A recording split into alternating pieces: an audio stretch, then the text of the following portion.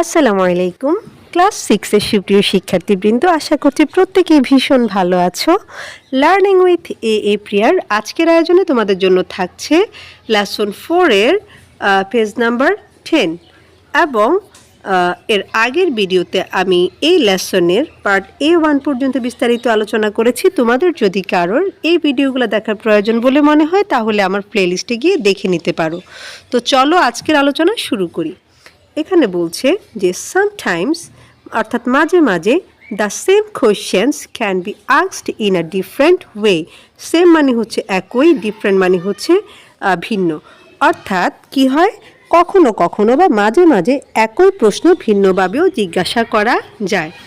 Here is a conversation between an immigration officer and a passenger at the Shahjalal international airport Dhaka. Here মানে হচ্ছে এখানে, conversation মানে হচ্ছে কথোপকথন, বিটুইন মানে হচ্ছে দুজনের মধ্যে বুঝাচ্ছে, আর ইমিগ্রেশন মানে হচ্ছে অভিবাসন, প্যাসেঞ্জারের বাংলা অর্থ হচ্ছে যাত্রী।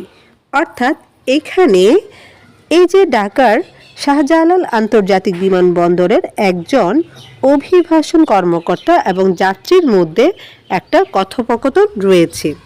Listen to the conversation first. First মানে হচ্ছে প্রথমে, লিসেন মানে হচ্ছে শোনা, অর্থাৎ প্রথমে সংলাপটা শুনো বা কথোপকথনটা শুনো, and then practice it with a partner.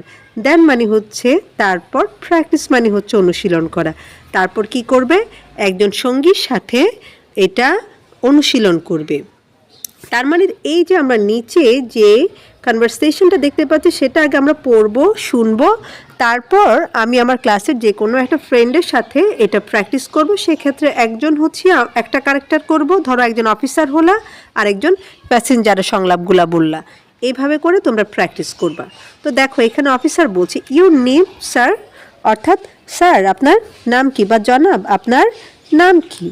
তো প্যাসেঞ্জার বলছে রবার্ট স্মিথ, অর্থাৎ উনি ওনার নাম বললেন যে আমার নাম রবার্ট স্মিথ। এবার অফিসার বলছে where do you come from mister Smith, অর্থাৎ জনাব স্মিথ আপনি কোথা থেকে এসেছেন, মানে তার দেশ সম্পর্কে জানতে চাচ্ছে। তখন প্যাসেঞ্জার বলছে অস্ট্রেলিয়া, অর্থাৎ তিনি অস্ট্রেলিয়া থেকে এসেছেন। দেন অফিসার আবার জিজ্ঞেস করছেন and where are you coming from now, অর্থাৎ আপনি এখন কোথা থেকে এসেছেন। তখন প্যাসেঞ্জার বলছে I am coming from London, আমি লন্ডন থেকে এসেছি। অফিসার বলছেন ওয়েলকাম টু বাংলাদেশ। ওয়েলকাম মানে হচ্ছে স্বাগতম, অর্থাৎ বাংলাদেশে আপনাকে স্বাগতম। Have a nice stay. Nice মানে সুন্দর, আমরা এখানে ভালো বলতে পারি বা শুভ বলতে পারি।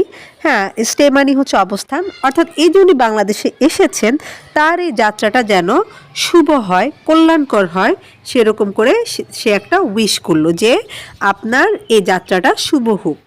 তখন প্যাসেঞ্জার আনসার দিচ্ছে থ্যাংক ইউ, অর্থাৎ ধন্যবাদ।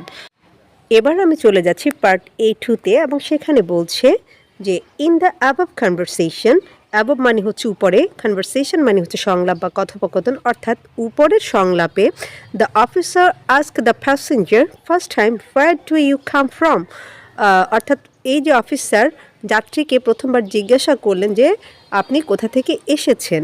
অ্যান্ড অ্যাগেইন এবং আবার হি আস্ক দ্য প্যাসেঞ্জার, তিনি প্যাসেঞ্জার বা যাত্রীকে জিজ্ঞাসা করলেন and where are you coming from now, আপনি এখন কোথা থেকে এসেছেন।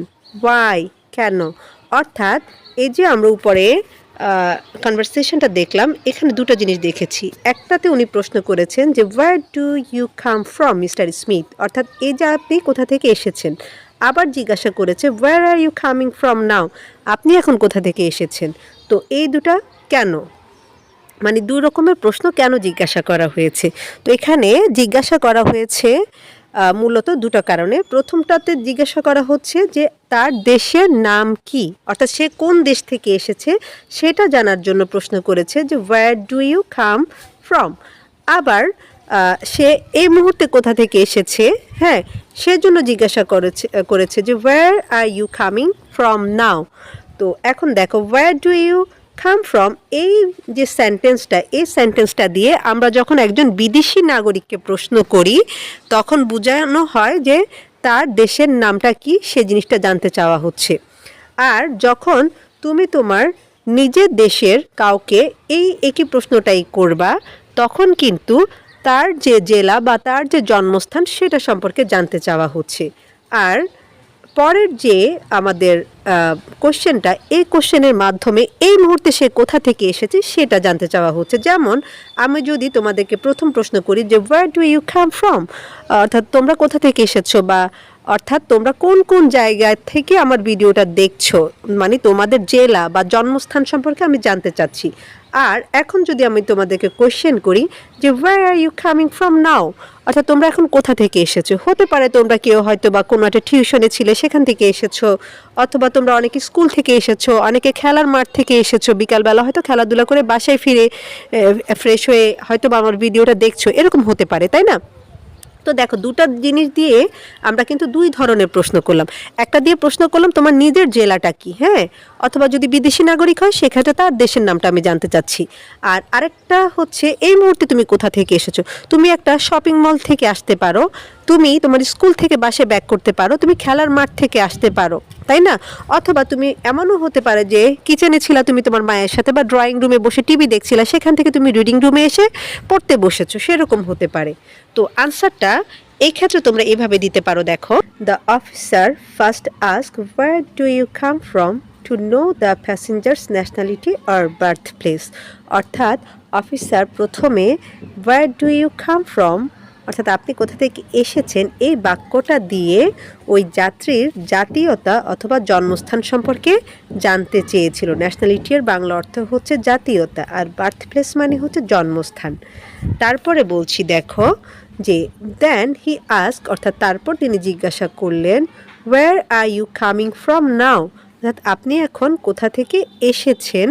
To know the place the passenger has travelled from just before arriving, অর্থাৎ এই যে এখানে পৌঁছানোর আগে তিনি কোন দেশটা ভ্রমণ করে এসেছেন সেটা সম্পর্কে জানার জন্য।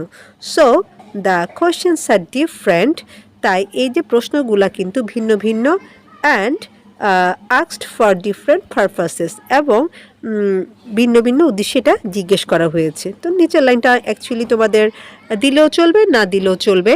যারা একটু সুন্দরভাবে গুছিয়ে লিখতে চাও তারা চাইলে এদের শেষের যে লাইনটা এটা লিখতে পারো, আর যারা খুব শর্টকাট আনসার দিতে চাও তারা এটা লিখলেও হয়ে যাবে। কিন্তু আমি সবসময় বলবো যে যে কোনো আনসার যতটা একটু সুন্দর করে বিস্তারিতভাবে দেওয়া যায়, হ্যাঁ, ততটাই কিন্তু সুন্দর। যে তুমি একটা কথা পরিপূর্ণভাবে বললা সেটা একরকম শোনায়, আর তুমি খুব সিম্পলি উত্তর দিলা সেটা আরেক রকম শোনায়, ঠিক আছে?